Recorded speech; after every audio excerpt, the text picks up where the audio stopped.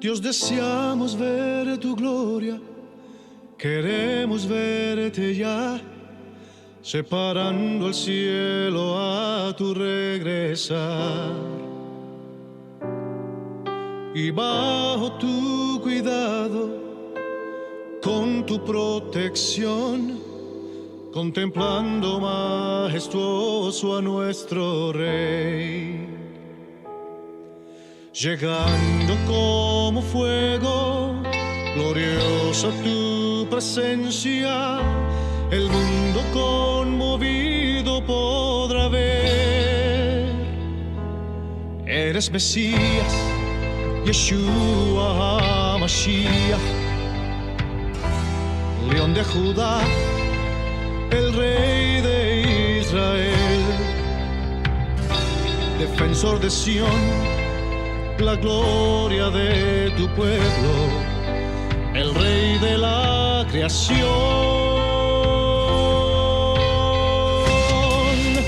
el Rey de la creación.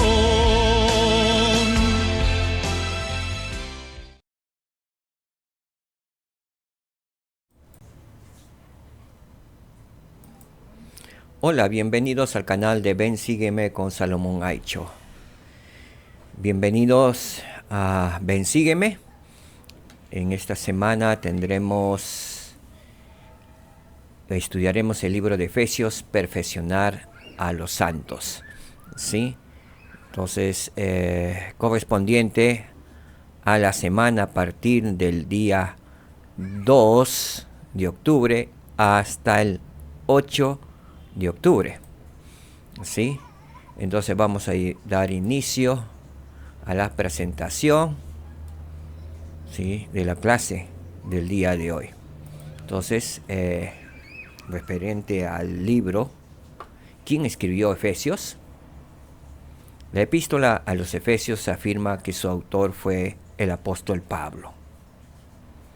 Y muchos de los primeros cristianos aceptaron la autoría de Pablo. ¿Cuándo y dónde se escribió Efesios?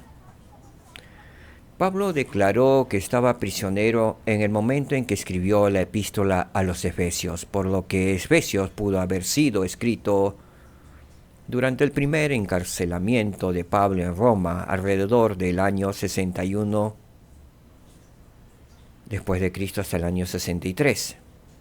Y quizás al mismo tiempo escribió la epístola a Filemón y la epístola a los Colosenses, que guardan muchas similitudes con Efesios. Durante este tiempo, Pablo estuvo bajo arresto domiciliario, pero tenía la libertad de recibir visitas y enseñar el Evangelio. Podemos ver esto en Hechos, capítulo 28, del 16 al 31. En la versión Rey James, Efesios 1.1 afirma que la epístola a los Efesios está dirigido a los santos que están en Efeso. Entonces, ¿a quién se escribió Efesios y por qué? Esa es la respuesta. Sin embargo, los manuscritos más antiguos de Efesios no contienen las palabras que están en Efeso. Esto significa que es posible que Pablo no haya escrito la epístola específicamente a los Efesios, sino a varias congregaciones de santos, incluidas las de Efeso. Efeso sirvió como sede de Pablo durante su tercer viaje misionero y sentía gran afecto por estas personas. En su carta, Pablo se dirigió a los miembros gentiles de la iglesia, que tal vez eran conversos recientes. Escribió para ampliar los horizontes espirituales de quienes ya eran miembros. Sus principales propósitos eran ayudar a estos conversos a crecer en su conocimiento espiritual de Dios y la iglesia, promover la unidad, particularmente entre los santos gentiles y judíos, y alentar a los santos a resistir los poderes del mal.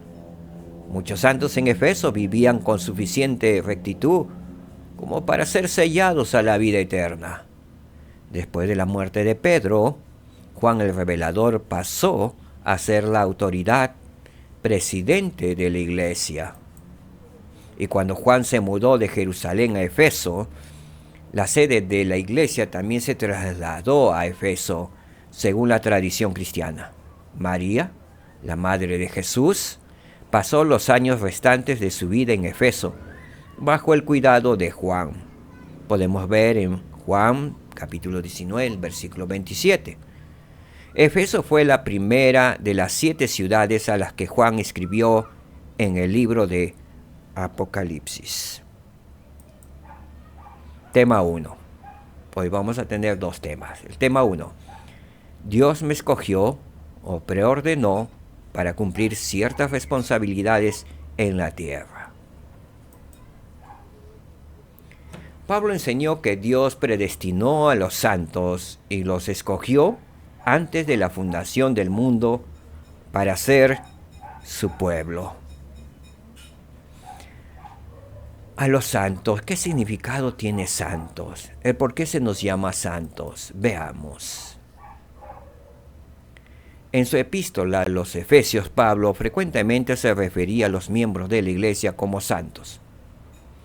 Según el diccionario bíblico, santo es una traducción de una palabra griega que también se traduce santo, siendo la idea fundamental la de consagración o separación para un propósito sagrado. Al referirse a los miembros de la iglesia como santos, Pablo estaba enseñando que todo seguidor de Jesucristo es santificado, apartado del mundo mediante la expiación y por lo tanto debe esforzarse por ser una persona santa. Muy bien. Al respecto, Pablo nos habla acerca de que fuimos escogidos antes de la fundación del mundo para ser su pueblo. Veamos lo que nos dice en Efesios capítulo 1, versículos 4 y 5. Vamos a leer y el 10 y 11. Sí, veamos entonces. Versículo 4, perdón. Según nos escogió en él antes de la fundación del mundo, para que fuésemos santos y sin mancha delante de él en amor, habiéndonos predestinado para ser adoptados hijos suyos por medio de Jesucristo, según la complacencia de su voluntad, de reunir todas las cosas en Cristo, en la dispensación del cumplimiento de los tiempos, tanto las que están en los cielos como las que están en la tierra. Más adelante vamos a hablar acerca de la dispensación del cumplimiento de los tiempos, como también el significado de reunir todas las cosas en Cristo. ¿Qué significado tiene? El versículo 11. En él, asimismo, obtuvimos herencia. ¿En quién él? En el Salvador Jesucristo, habiendo sido predestinados conforme al propósito del que hace todas las cosas según el designio de su voluntad, la voluntad del Dios Todopoderoso. Muy bien, entonces vamos a continuar.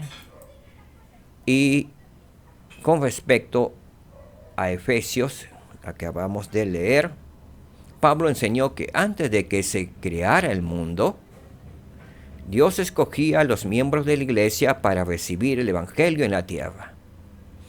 Este y otros pasajes del Nuevo Testamento apoyan la doctrina de la existencia preterrenal. Lo podemos ver en Juan capítulo 9, versículo 2, Romanos 8, 29 y Primera de Pedro 1, 2. Si queremos profundizar con respecto a la existencia preterrenal. La palabra predestinado significa designado de antemano o preordenados. Las bendiciones predeterminadas no están garantizadas incondicionalmente, sino que dependen del justo ejercicio del albedrío en esta vida.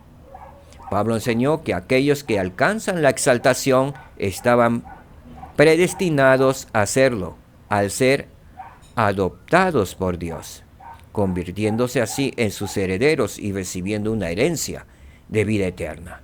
Jesucristo es el único heredero legítimo de Dios, gracias a su sacrificio expiatorio.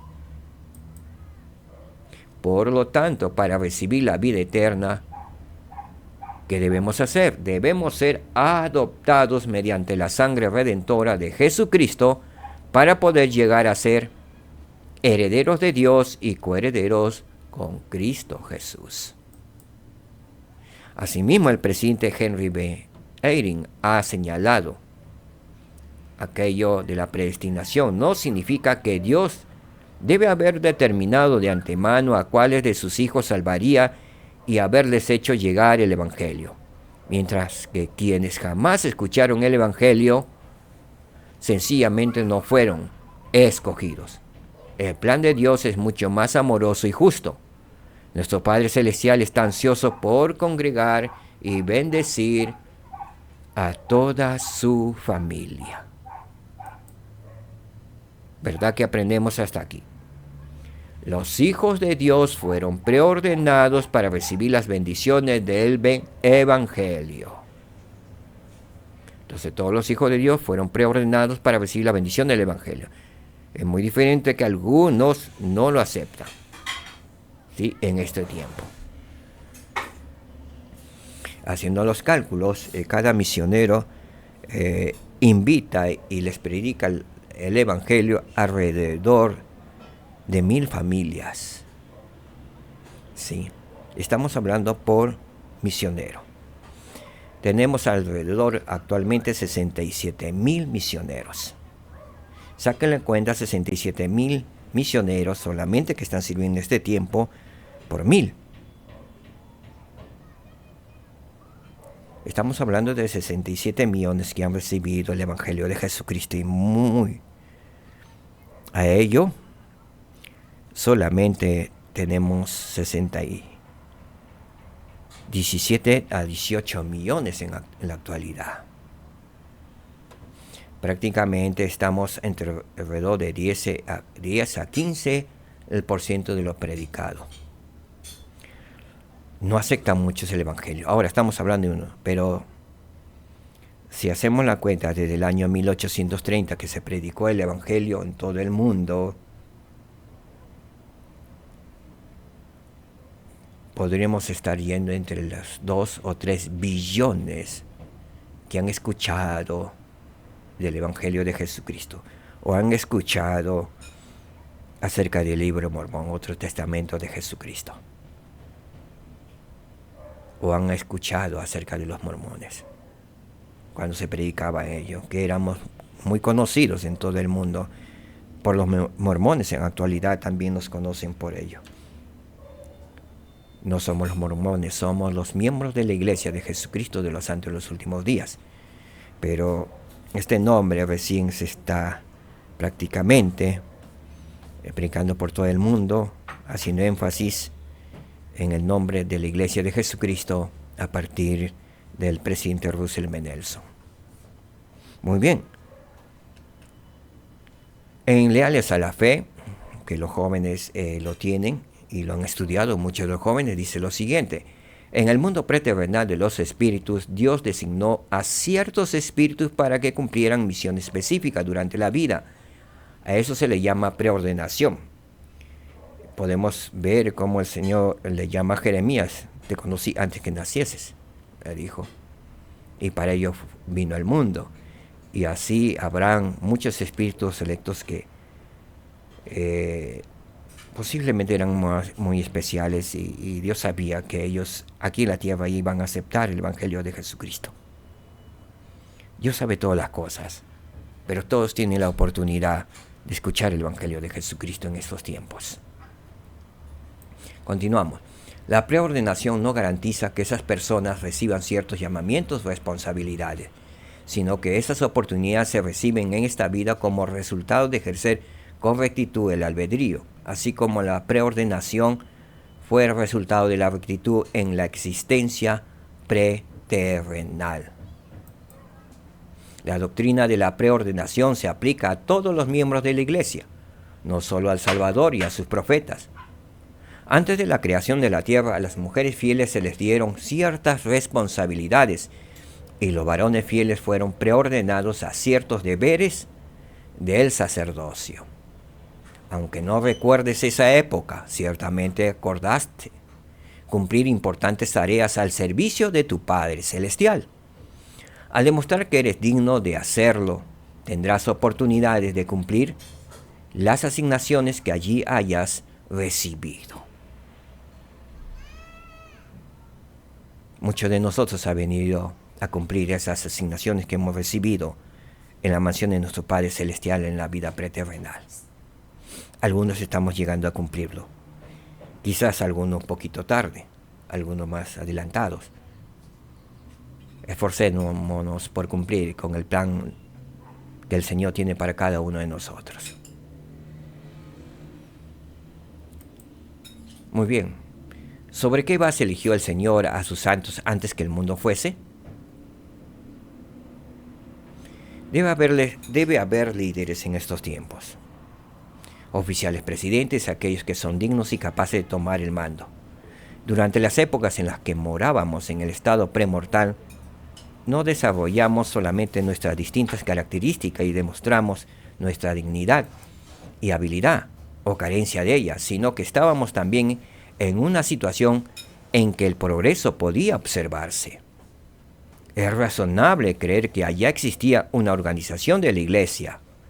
Los seres celestiales vivían en una sociedad perfectamente dispuesta y cada uno conocía su lugar.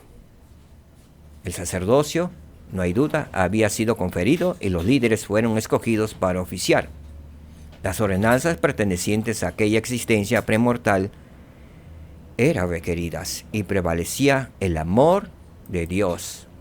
Bajo tales condiciones es natural que nuestro Padre evaluara los talentos de cada individuo y eligiera aquellos que eran más dignos para tomar mayores responsabilidades aquí en la tierra.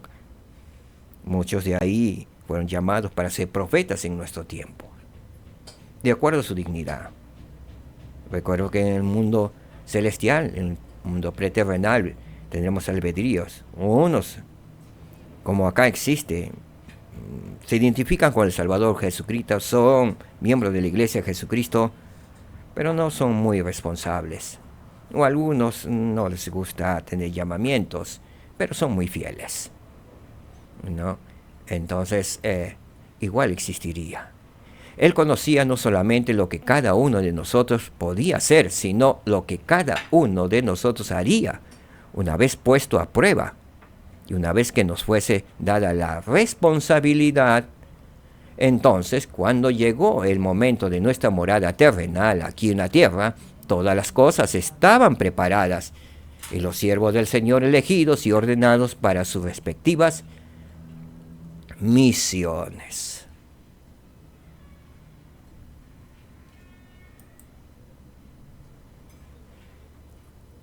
Al respecto, todos los hijos de Dios pueden aceptar el Evangelio y sus ordenanzas debido a la obra que se efectúa por los muertos de los santos templos.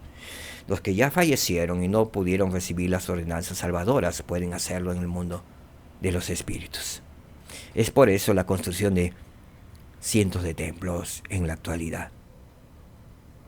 Veamos lo que al respecto nos llama poderosa la atención, la oración de Pablo, que está escrito en Efesios capítulo 1, versículos 17 y 18. Veamos lo que dice.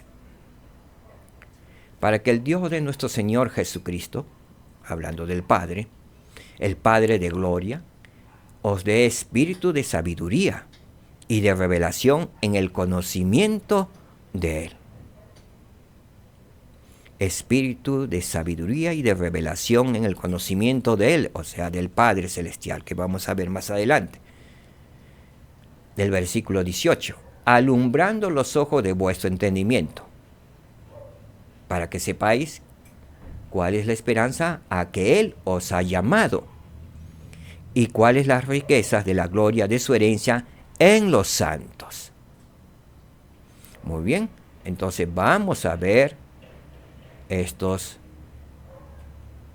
significados de alumbrando los ojos de vuestro entendimiento. ¿De qué forma el Señor alumbra nuestros ojos de nuestro entendimiento? Muy bien, veamos entonces alumbrando los ojos de vuestro entendimiento. Literalmente la frase original en griego dice habiendo sido alumbrados en cuanto a los ojos de vuestro corazón. Antiguamente, como ahora, el corazón era considerado como el asiento del carácter moral y de la espiritualidad. Las palabras de Pablo implican más que la iluminación de la mente y del entendimiento. Indican una iluminación real de todo el ser mediante el Evangelio de Jesucristo. ¿Verdad que aprendemos hasta aquí? Podemos llegar a conocer al Padre Celestial por medio del Espíritu de revelación. Así es que todos podemos llegar a conocer a nuestro Padre Celestial. Testifico de ello. Podemos llegar a conocer a nuestro Padre Celestial por medio del Espíritu de revelación. Al respecto, el elder David Aberla dijo: la revelación es la comunicación de Dios con sus hijos de la tierra. Y es una de las grandes bendiciones relacionadas con el don y la compañía constante del Espíritu Santo. El profeta José Smith enseñó: el Espíritu Santo es un revelador, y ningún hombre puede recibir el Espíritu Santo sin recibir revelaciones. El Espíritu de revelación está al alcance de toda persona que, mediante la debida autoridad del sacerdocio, reciba las ordenanzas salvadoras del bautismo por inmersión para la remisión de pecados y la imposición de manos para recibir el don del Espíritu Santo, y que actúe con fe para cumplir el mandato del sacerdocio que dice: recibe el Espíritu Santo. Tema 2. Dios va a reunir todas las cosas en Cristo Jesús. Efesios 1:10 dice: de reunir todas las cosas en Cristo en la dispensación del cumplimiento de los tiempos, tanto las cosas que están en los cielos como las que están en la tierra. La dispensación del cumplimiento de los tiempos, ¿qué significado tiene? Pablo enseñó que Dios reuniría todas las cosas en una sola en Cristo, durante la dispensación del cumplimiento de los tiempos. El diccionario bíblico enseña: una dispensación del Evangelio es un periodo de tiempo en el cual el Señor tiene al menos un siervo autorizado en la tierra que posee el santo sacerdocio y las llaves, y que tiene la comisión divina de impartir el Evangelio a los habitantes de la tierra. Cuando esto ocurre, el Evangelio se revela nuevamente para que las personas de esa dispensación no tengan que depender básicamente de dispensaciones pasadas para conocer el plan de salvación. Ha habido muchas dispensaciones del Evangelio desde el principio. La Biblia sugiere al menos una dispensación identificada con Adán, otra con Enoc, otra con Noé, y así sucesivamente con Abraham, Moisés y Jesús con sus apóstoles en el meridiano de los tiempos. La dispensación del cumplimiento de los tiempos es un periodo de restauración y cumplimiento de todos los planes, propósitos y promesas que Dios ha revelado desde el principio del mundo.